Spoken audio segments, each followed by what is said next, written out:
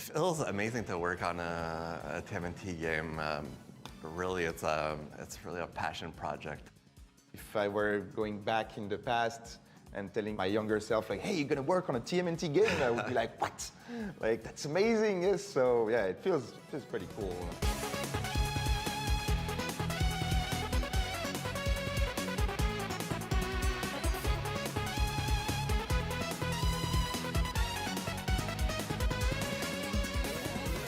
We grew up with TMNT. I remember at Halloween dressing up as Donatello. It's always been like really present in my childhood. So Donatello is your favorite? Actually, Raphael is my favorite. Because we were already working on Streets of Rage 4, we already had in mind to do a beat them up. We started discussing with Nickelodeon, and then we met at GDC, and they told me that someone else was pitching the same kind of project than we were pitching. And yeah, we just decided to join forces. Yeah. The decision to go for the 87 TMNT is really because that's what we grew up with, and that's where our heart stayed. Right? Yeah. I think also that's what fans really wanted to see as well. There was a lack of seeing some 87 design coming back in some sort of way, and with a retro game it just makes sense. Working on the TMNT license is great, but working on a TMNT license from that era is even greater, because it just like makes so much nostalgia for us and for the people we work with. It just made sense, basically. Yeah, all the research was already done. Our kid self exactly. did all the work back then. Exactly. So it was really exciting to go back to that time. I think also the beat 'em up genre was really at its prime around the 90s.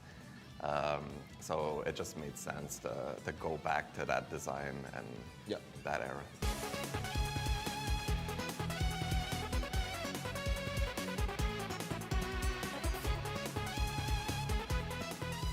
We really wanted to show people where we were going for, and that's why we choose as well to do a fully animated trailer with the original track from the show.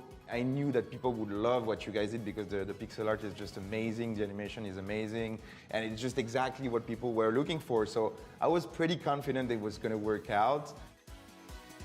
I feel like the TMNT games were really at its prime during the arcade era of the 90s. So it only made sense to go back to the roots. All the toys, the comics, the show, when we started working on the project, it all came back to me, kind of like even the toys I had back in the days, the ones that I really cherished, and that we could see in the game. It was just super exciting, because in the end, like, you can relive that period, and with a game like that, especially with those beautiful pixel art, it was just perfect with that design, and I'm glad that Nickelodeon let us do that, definitely. Yeah, that was definitely a dream. Dotemu and Tribute Games, I think, share the same passion for retro games. When I looked yesterday a bit at your office, and there is someone in your team working on old consoles already. Like it's just the same. It feels at home almost. Yeah, I think we share a lot of things in common in that regard. Like you guys have done so many remakes and taken some old games and revitalized them. We were still working on Streets of Rage 4 while we started working on, at least on the project of doing a new TMNT beat them up. And I really like the fact that you guys had a different approach. I think there's obviously going to be a comparison with TMNT and Streets of Rage. And yes, they're beat 'em ups, but they have totally different pace and dynamics. So yeah, I think it's really good that you guys have that experience and you shared that with us.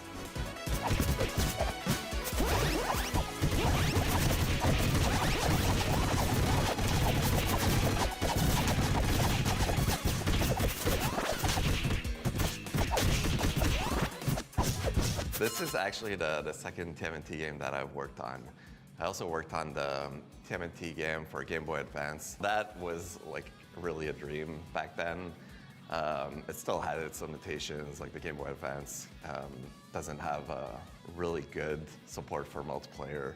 And we all know that TMNT needs to be played for players. So this is like a second chance at really doing the best project that we could imagine. Congrats to the Tribute Games team, because it's been a tough development process, especially with the current situation with COVID-19. But yeah, the result is great, so really looking forward to it.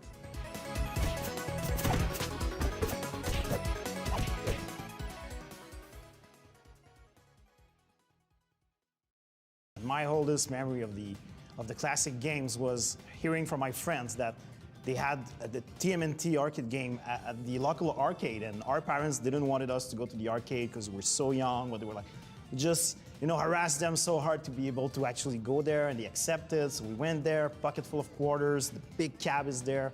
We can't even see the screen correctly because we're super young. And then playing the game for the first time was just mind-blowing, because it was just like a cartoon that you would be part of.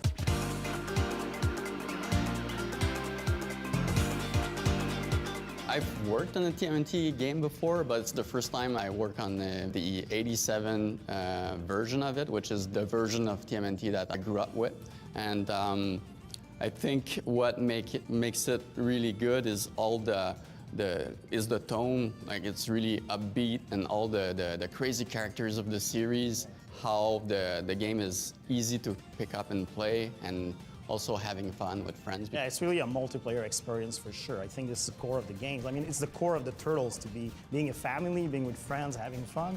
So I think it all builds up to make the perfect thing for a video game. I replayed all of the games at the start of the production. What I took the most from the classic games is the pacing of the game, like how fast everything is. The game plays almost like a shoot 'em up, where enemies enter the screen in patterns, and you have to kind of get into that rhythm to manage the crowds and beat the levels. Each level is designed as an episode. Yeah, and also it was something that was very present in the previous arcade games. You see the boss coming in at one point during the level, doing shenanigans, and then proceed with the stage. So I think it was something that was iconic to the DNA of the game, so that we really wanted to have back. Back at you, creeps.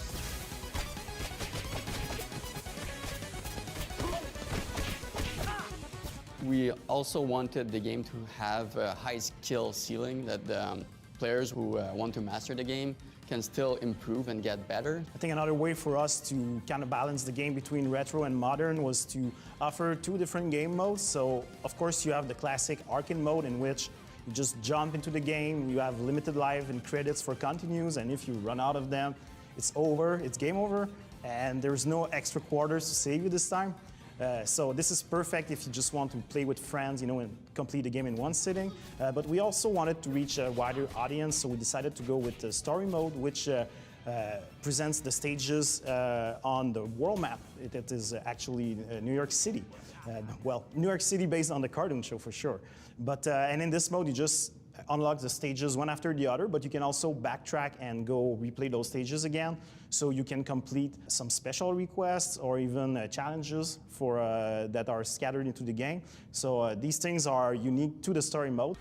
Also, multiplayer is part of the whole DNA of the game itself. So we really wanted to make a multiplayer experience at first. So that means a super easy to jump in, jump out game. So there's you can play locally or online, but the whole game design also supports the multiplayer. So now we finally have some party pizzas. So no more fighting to who gets the pizza or not for the HP points. So everybody gets a slice. But don't worry, we still have some normal pizzas that you will be able to fight for.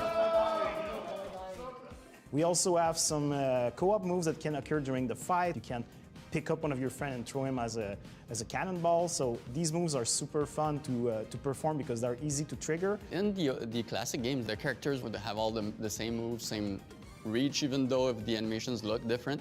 And I think it was fine, like it made these games well balanced, but we needed to freshen that a little bit. So we not only made some, like the classic recipes to make one character faster and the other one slower but stronger. We went a bit beyond that. We really wanted to make sure that all of the characters would feel like you're really playing them by having the way that they react to be based on what they are in terms of personalities.